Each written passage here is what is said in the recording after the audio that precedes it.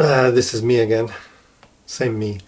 So part of the discussion that I didn't really get into too much in the previous video was, fly just was bugging. I wonder if the microphone picked that up. The previous video, I was talking about the shutter speed and the aperture and ISO and the rest of that stuff. And in this video, I kind of wanted to talk a little bit about the art of photography. And there's like a gazillion people on the internet that have videos about what makes a good picture, what makes a crappy picture, what is good, what is bad, what's important, what's not important. And there are so many schools of thought on design and artistic interpretation that basically the bottom line is, do you like your picture? If you like your picture, it's good. If other people like your picture, that's even better. Having said that, if you're doing important things with your camera, if somebody says, hey, can you take a picture of my wedding? The thing that I would advise you to do is show them a whole bunch of the pictures you've taken in the past. Unless, of course, you're a professional photographer, then you're not listening to this because you know all this stuff. But if you're just starting out and you have a nice camera, a Canon or a Sony or a Nikon or something beyond an iPhone or Android phone or a Pixel phone, something that people would look at you and say, hey, he's got a good camera, he probably knows how to take pictures.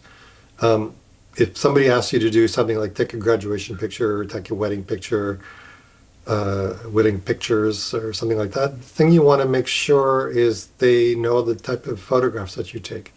They know what it is you like to photograph. They know what it is they know what your style is. Because, like I take quirky pictures of people. I make people laugh a lot. I'm not what you would call a beauty photographer. I'm not that concerned about that kind of stuff. And of course, the other thing that's related to that is, what are your post-production skills? Post-production in photography is really important. A lot of people are really good at taking pictures and they give the post-production to somebody else because they know that's the skill set that they don't really care about. And they are much more concerned about getting the image.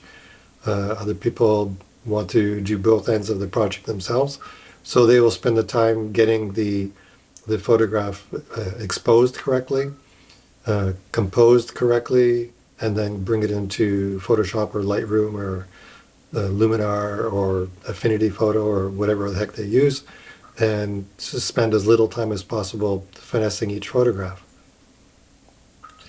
The key thing to remember in photography, especially digital photography, is make sure that your optics are clean and make sure that your sensor is clean.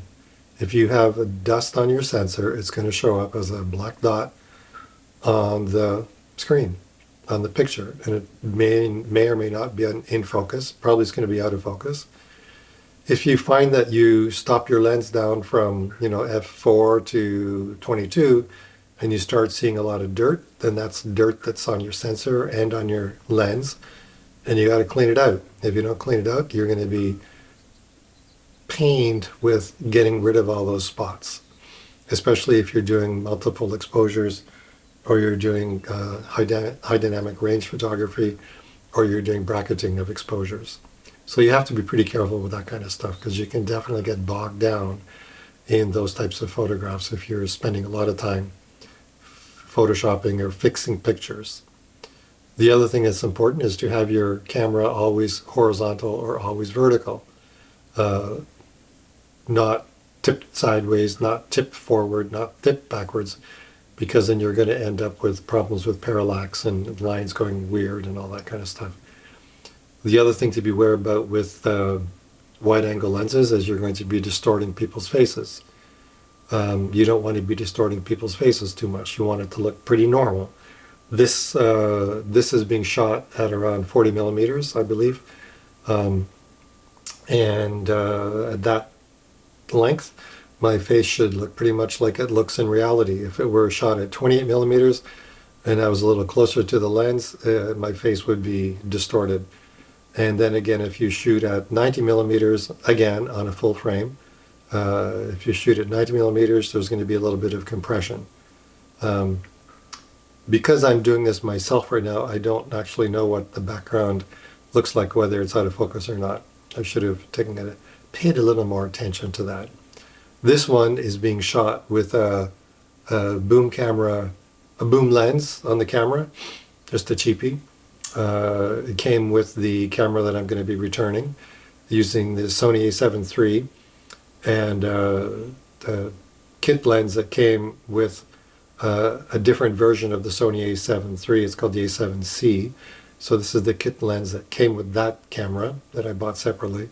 It's a 28 to 60 zoom lens, f4 to 5.6, which is a very good all-around lens for wide-angle shot, architecture photograph, a bit of landscape photography, and very close to being a good job with portraiture. This probably should look pretty good, except for the subjects, of course. That's all I got to say. Hope you enjoyed this. See ya.